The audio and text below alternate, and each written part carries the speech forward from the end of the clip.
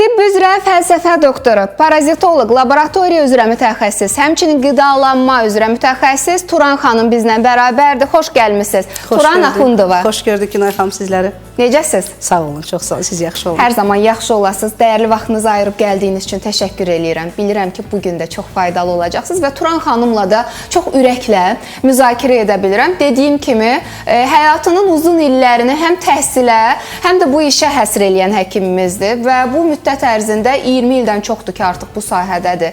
Həkimlik peşəsini daşıyır, çox vicdanlı həkimlərimizdən biridir və təbii ki, minlərlə pasientin, insanın etimadını qazanan həkimimizdir və dediyim kimi, etdiyi müayinələr, müalicələr sonsuzdur, amma bugün danışacağımız mövzu da çox aktual bir mövzudur. İnsan papiloma virusları haqqında danışacağıq. Bəzən bizə yazırlar, bəs dərimin müəyyən nahiyələrində ziyil var və ziyil sadə bir dəri problemi kimi görünə bilər. Amma əksər hallarda bunun səbəbi ilə adını çəkdiyim insan papiloma virusudur. Ümumiyyətlə, bunların bağlılığı necədir? Hansı hallarda diqqətli olmalıyıq? Nələri bilməliyik? Həm övladlarımızla, həm də özümüzlə bağlı ekrana daha yaxın əyləşin biləcəksiniz. Amma öncə dəyərli doktorumuzun əlaqə nömrəsini qeyd edirəm. 050-273-9016. Turan Axundova, tibb üzrə fəlsəfə doktoru, parazitoloq, laboratoriya mütəxəssisi və qidalanma üzrə mütəxəssis. Həftənin 6 günü Baku City görüntüləmə mərkəzində çalışır. Elə ekranda gördüyünüz videoda, video çarxımız da məhz oradan hazırlanıb. Gənclik metrosunun yaxınlığında yerləşir və daimi olaraq belə deyim, bölgələrimizə səfərlər edir. Növbəti səfər Lənkərana olacaq. Əziz Lənkəranlılar, ekranda gördüyünüz nömrə ilə əlaqə saxlayaraq cənub bölgəmizdə bizim dəyərli Turan xanımın qəbuluna yazıla bilərsiniz. 050-273-90-16 Mediland klinikasında baş tutacaq bu qəbul. Lənkəranda baş tutacaq bu qəbul və təbii ki, Lənkərana yaxın ərazilərdən olan insanlar da qoşula bilərlər, cənublular qoşula bilərlər. Təbii ki, bir çox problemlərlə bağlı, istər qurd invaziyaları bağlı, ləmbiliozla bağlı, bağırsaq florasının pozulması ilə bağlı, immun zəiflik barədə çox yazırsınız, allergik reaksiyalar barəsində çox sual verirsiniz. Uşaqlarımız var, hansı ki, valideynləri onların boy və çəki azlığının belə deyim, olduğunu qeyd edirlər. Saç tökülməsi, dəri problemləri hamısı ilə bağlı həm uşaqlarda, həm böyüklərdə müraciət edə bilərsiniz. Həmçinin haqqında danışacağımız insan papiloma virusu, hansı ki, həm uşaqlarda, o da həm də böyüklərdə görülə bilir. O barədə də bizim dəyərli doktorumuzla bir konsultasiya edə bilərsiniz, müayinəsinə yazıla bilərsiniz. Turan xanım, ümumiyyətlə, insan papiloma virusu dedikdə nə başa düşülür? Gəlin mövzuya buradan giriş edək. Deməli, insan papiloma virus dedikdə biz hüceyrə daxili yaşaya biləcək bir viruslardan danışırıq və bu virusların 20-dən çox növləri məlumdur ki, bunların bəziləri qan vasitəsilə in vitro daxil olur, bəziləri cinsiyyət üzvü vasitəsilə daxil olur və demək olar ki, çoxsu selli qişalardan bir növ daxil olur ki, çünki bu viruslar kənarda yaşaya bilmirlər. Hətta ağız suyundan belə, göz yaşında belə bu viruslar kənara düşə bilər və düz işıq şüaları nəticəsində tez məhv olurlar və yaxud həmin selikli təbəqə quruduqdan sonra tamamilə viruslar yoxa çıxır. Yəni, bunların üstün cəhəti odur ki, biz profilaktik qorunmamız üçün işıqlı və təmiz yerlərdə daha tez qorunuruq. Buna əsasən ən yüngül virusların içində qrip viruslarını deyədim, fekal-oral yolla, yəni yoluxan, ağız suyundan belə yoluxan, göz möhtəviyyatından belə yoluxa bilir ki, lakin bu sehli qişalardan yoluxan viruslarımız respirator infeksiyalara yol açır. Biz dediyimiz insan papiloma virusu isə qan vasitəsilə keçərək bizim daxilimizdə ömür boyu yaşayır. Yəni, biz virusa yoluxmuşuqsa, bunun üçün xüsusi bir bərk bir müalicəyə və yaxud yüksək bir mənfəət kəsb edən bir müalicəyə ehtiyac yoxdur ki, edək. Çünki biz bir mənalı olaraq medikamentoz müalicədən əvvəl immun sistemi qaldırmaq üçün müalicələr etməliyik ki, bizim bədənimiz bu hüceyrələri dəf eləsin. Çünki yəni, özü mübarizə aparsın. Bəli, insan öz orqanizması onunla mübarizə aparmalıdır. Bunun üçün mən dəfələrlə demişəm, qidalanma ilə bərabər medikamentoz müalicə və medikamentoz müalicə insanın immun sistemini qaldırmaq üçün rol oynamalıdır. Təbii ki, virus əleyhinə müxtəlif dərmanlar, vasitələr vardır. Lakin bu dərmanlardan əlavə biz müalicəni etdik, xəstəni göndərdik evə. Bir neçə ay sonra yenidən xəstə üzərimizə qayıdır. Nə ilə? Müxtəlif viruslar vardır, ziyil viruslar vardır, bədəndə papillomalar, kandilomalar yaradan viruslarımız vardır. Bunlar fərqli HPV genotiplərə aid olan, yəni qruplara aid olaraq fərqlənirlər və bunlardan ən çətini və qorxulusu cinsiyyət üzvü vasitəsilə yoluxan insan papilloma viruslardır ki, ən çox kişilərdə və qadınlarda cinsiyyət üzvündə yaranan papillomalar və kandilomalara səbəb olur ki, çox ağrılı, suluqlu və iltihabi bir reaksiyalara səbəb olur. Bəzən də epiderma təbəqəsinin qalınlaşmış zıyıllarına səbəb ola bilir ki, bunlar böyüməyə səbəb ola bilir və çox vaxt insanlar deyirlər ki, el arasında ki, ayaqcıqları olur bunların, həm dərinin üzərində təbəqə olaraq qalxır və dərinin içərisinə doğru irradiasiya edərək, yəni formalaşır ki, bunların da müxtəlif üsullarla ləğv edilməsi mümkündür.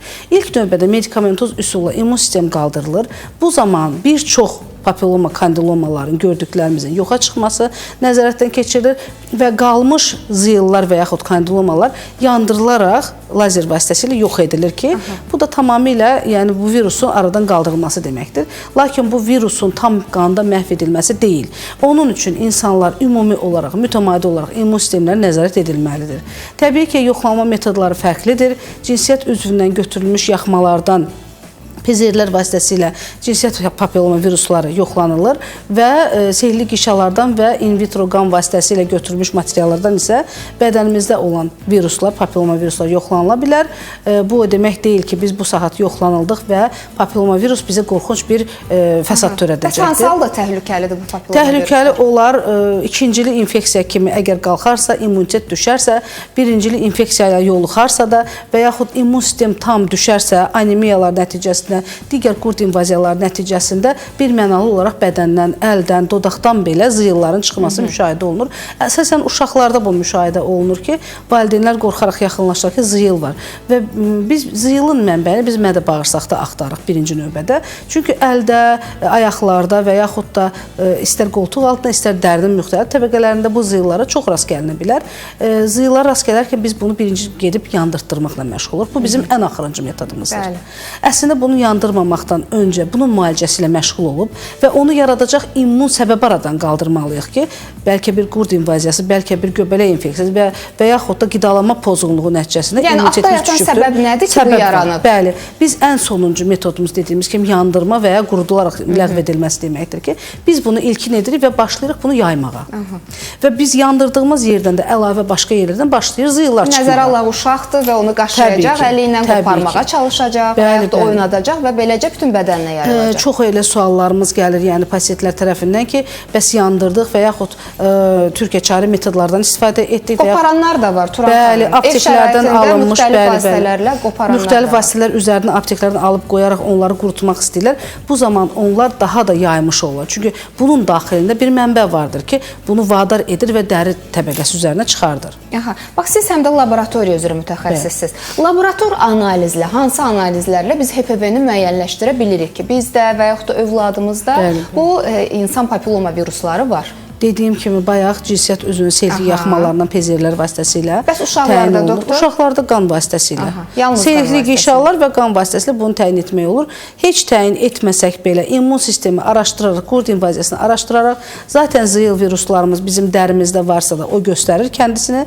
Onu nəzərə tutaraq biz birinci immunitet düzəldirik. Və inanın ki, müalicədən sonra, hətta qurd müalicələrindən sonra biz zıyılların yoxa çıxdığını görmüşük ki, biz bunu yandırmağa ehtiyac duymamışıq. Demək, altda yatan səbəb elə məhz bu qalxaraq, bəli, viruslar özü yoxa çıxmışdır papilloma. Bir valideyn yazır, hal-hazırda keçirəm suallarınıza, həmişəki kimi aktivsiz və Turan xanım bizlə bərabərdir. Dəyərli tibb üzrə fəlsəfə doktorumuz suallarınızı cavablayacaq. Valideyn deyir ki, uşağın barmaqlarında zıyıllar çıxıb. Bu təhlükəlidirmi?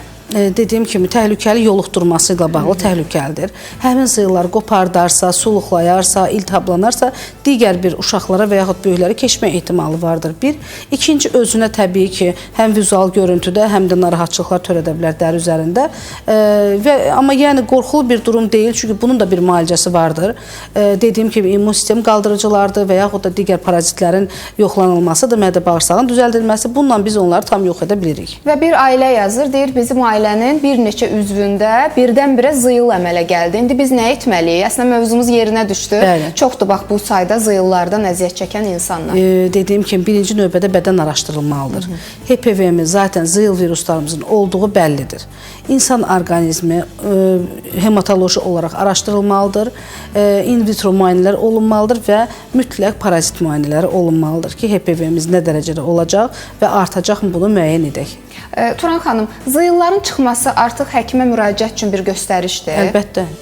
İlk göstərişlərdən biridir. Ona görə diqqətli olmalıyıq. Əziz valideynlər, övladlarınızla bağlı yazırsınız. Üzündə zıyıl çıxan, dodağı kənarında zıyıl çıxan, bədənin digər nahiyələrində zıyıllarla bağlı çox diqqətli olmalıyıq və nəzərə alın ki, böyüyən orqanizm onun immunitetini nə dərəcədə belə deyim, fəsadlar yaradır, bunu bilməliyik və bizdə fotolar var. Mən istəyirəm onlar üzərində də danışaq. Turan xanımın dediyim kimi çalışma sahəsi böyükdür. Həm laboratoriya üzrə mütəxəssisdir, həm qidalanma üzrə mütəxəssisdir, həm parazitoloq mütəxəssisdir, həm də tibb üzrə fəlsəfə doktorudur. Bax, bu şəkillər üzərində danışaq Turan xanım. Deməli, dediyimiz kimi bu şəkillərdə səpkilər, sızanaqlar görünür dəri altında və təsəvvür edin ki, bir aydan sonra bizim dərimiz belə tamamilə sağalma görmüşdür və burada heç bir təmizləmədən, dəridə və yaxud mazlardan istifadə etməmişik.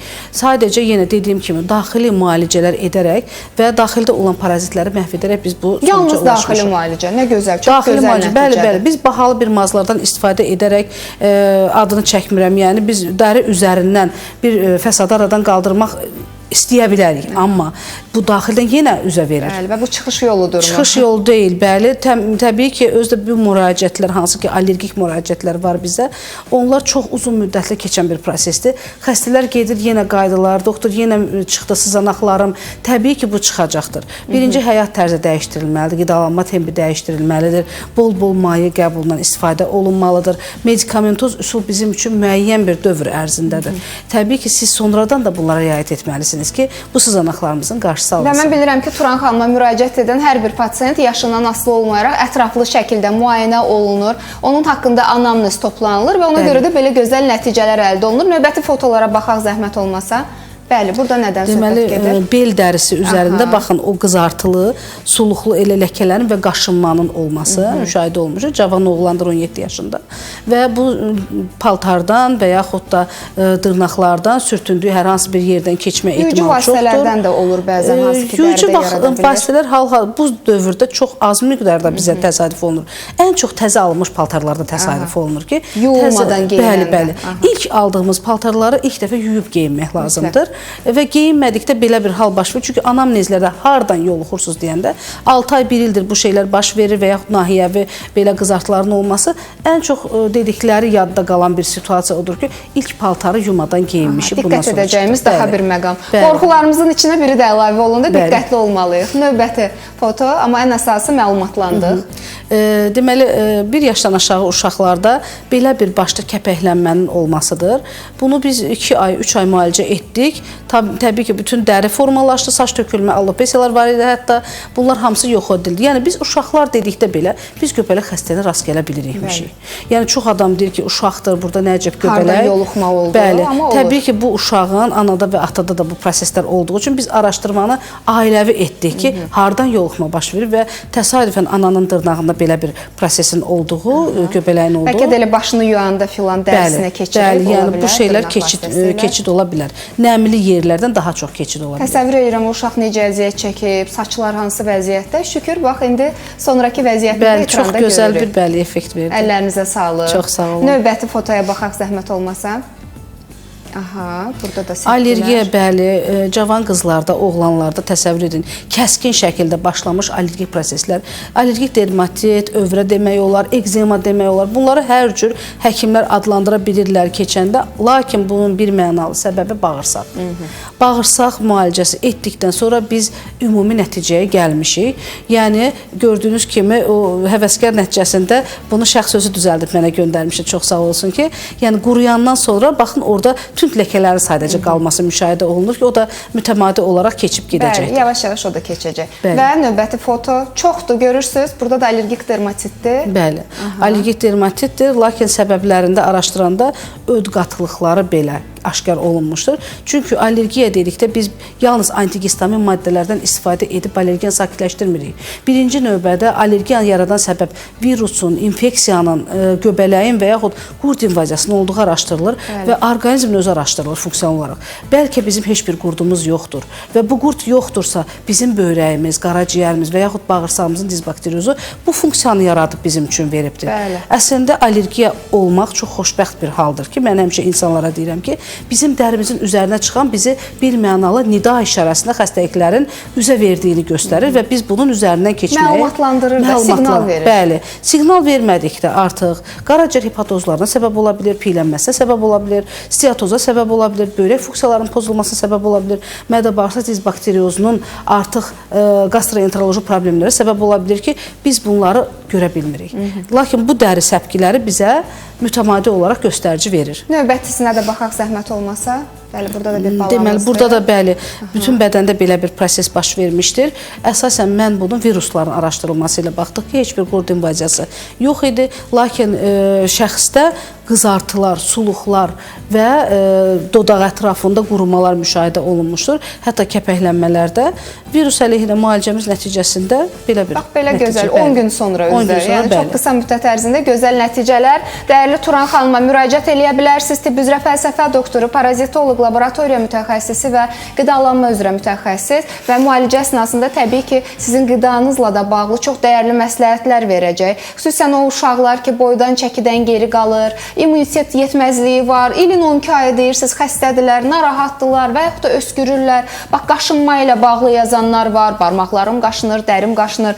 Daha sonra daha bir izləyicimiz TikTok canlı yayımızdan yazır, adı belədir, Papatiya deyir, hər dəfə başlayıram köpəşiməyə, qaşınma öldürür məni, amma bilmir nədəndir. Yəni, altda yatan bir səbəb var ki, bədən bu reaksiyanı verir və doktorumuz çox gözəl vurğuladı ki, əslində sevinmək lazımdır ki, bu reaksiyanı bilirik, amma çox zaman da biz nə edirik? Biz bu siqnalları göz ardı edirik, dinləmirik, həkimə müraciət etmirik, bəzən özümüz öz başına müalicələrə başlayırıq və daha sonra da ağırlaşmalar olur və daha çətin keçir. O zaman da həkimlərimizin işini çətinləşdirir. Təbii ki, bir də burada bu müalicələrin içərisində biz gələndə anamnez olaraq öncəki müalicəni mütləq araşdırırıq. Çünki hər hansı bir dərman preparatı qəbul etmiş şəxsə ikinci dəfə mən o dərmanı yaza bilmərəm. Bəli. Çünki bədən ona qarşı rezistentləşir və biz o dərmanları daha da dozasını artırmalıyıq və bizi çaşdırıcı olaraq müalicə etməyə vadar edir. Ona görə sağ olsun, gələn pasientlər də köhnə cavabları, köhnə müayinələri, nələr diaqnozlar olunub, bizə bir ipucu olaraq gətirirlər.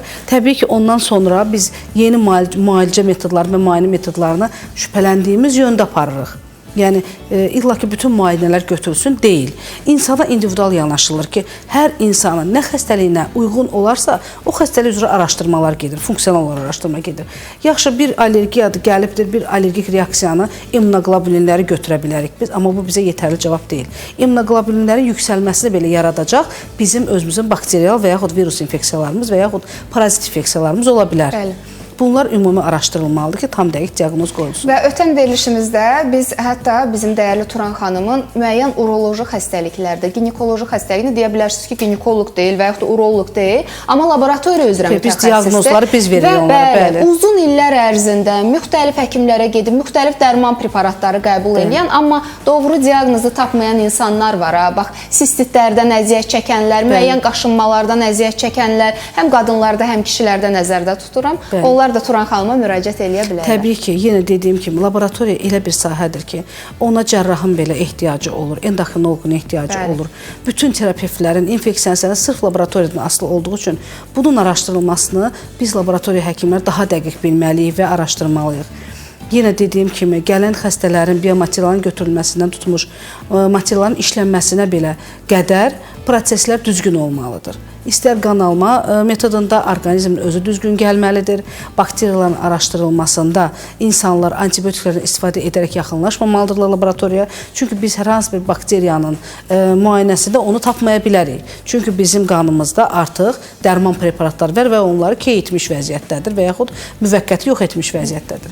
Bunun üçün biz müştərək olaraq xəstə ilə kontakt quraraq suallarımızla müayinələri götürürük və yenə dediyim kimi infeksion həkimlər belə olsa, ginekoloqlar belə olsa, laboratoriyanın düzgünlüyü onlar üçün önəmlidir. Hormonlar, infeksiyalar, parazitlər, göbələklər, bakterial infeksiyalarla bağlı, gastroenteroloji xəstəliklər, uroloji xəstəliklər, uşaqlarda vitamin azlığı, anemiyalar, dəri xəstəlikləri, allergiyalar, ginekoloji müayinələr, onkoloji xəstəliklər, qurd invaziyaları, immun zəiflik, allergik xəstəliklər, xəstəliklər, boy və çəki azlığı, saç tökülməsi, dəri problemləri ilə bağlı da müraciət eləyə bilərsiniz dəyərli Turan xanıma. 050-273-9016 həftə içi 6 gün Baku City görüntüləmə mərkəzində olur. Həftə sonu isə Lənkəranda olacaq. Əziz Lənkəranlılar, eyni nömrə ilə qəbula yazıla bilərsiniz. Mən Turan Axundovaya təşəkkürümü bildirirəm.